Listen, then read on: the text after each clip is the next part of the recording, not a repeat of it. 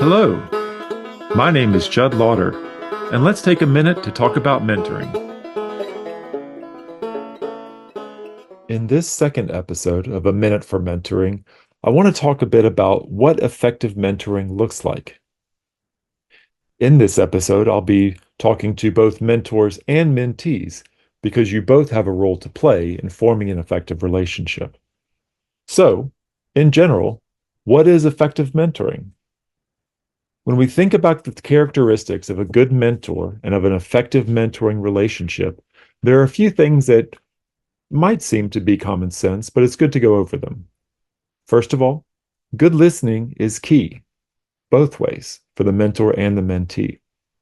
It is important for a mentor to understand the overall situation of the mentee, not only their scholarship or their teaching, but the entire picture of a person's experience in Knoxville. A good mentor should provide a sense of support and encouragement to a mentee and help the mentee recognize questions to ask and where to find the answers. Sometimes this is merely mechanical, like where's my copier and printer, but also may be more detailed about an APPR or review process. A mentor should also be willing to point out what new faculty should not be doing and perhaps even act in a protective way to prevent them from overextending themselves. It's also important for a mentee to be open, for a mentor to be open about stressors so that a mentee gets a full picture in the relationship. As a mentor, it's often a good question to ask yourself, why did you choose to become a mentor? What do you think you have to offer to new faculty?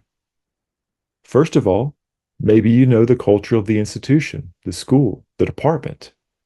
You have been where a mentor is, and now it's part of your job to shepherd them along. Perhaps you're able to reframe an issue in a larger context. And maybe you have experience in setting goals and prioritizing things that are important for promotion. As a mentor, you understand the tenure process and perhaps tenure criteria or promotion criteria. You also have experience with student course evaluations, which seem to be changing all the time. Now, as an effective mentor, it's important to think about your mentee. So, what are some of the characteristics of new faculty? A lot of times, new faculty spend less time on their scholarly writing than they should. Sometimes they over-prepare for teaching, or maybe they teach defensively. A lot of times, new faculty may fail to meet expectations on teaching evaluations. Maybe they're experiencing loneliness or isolation. And as for a new faculty member, imposter syndrome is a real thing that should be addressed in mentoring relationships. Now, there are some mentees who are very much quick starters, who develop work habits that reflect their goals, who write multiple times a week, who connect with faculty across campus, who prepare adequately for teaching, who are able to integrate their teaching and their research. But as a mentor, it's your job to make sure that becomes a reality for everyone. So, what are the needs of new faculty?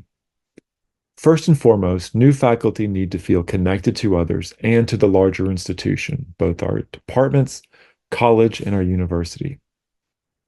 A lot of times, new faculty need help with time management and prioritizing their writing.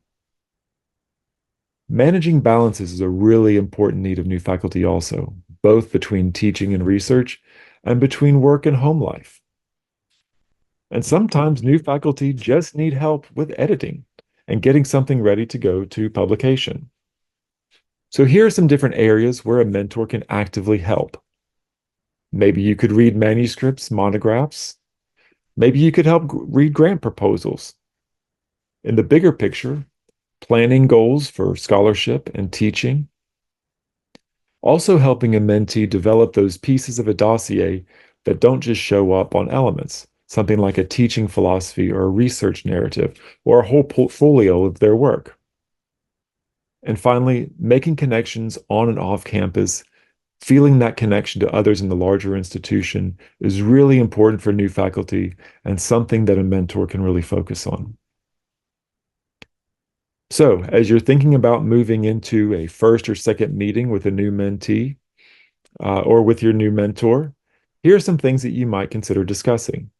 time management and your work-life balance, prioritization of the different pieces you have as a faculty member, student course evaluations, campus culture, interactions or necessary negotiations with the department head, dealing with student problems, the process and content of an annual review, or maybe even how to use a graduate assistant or startup funds. All of these pieces of a conversation, both for mentors and mentees, will help to develop an effective mentoring relationship. Thank you for taking time today to share a minute for mentoring. If you're watching this on a video, scan the QR code or visit the URL for more resources.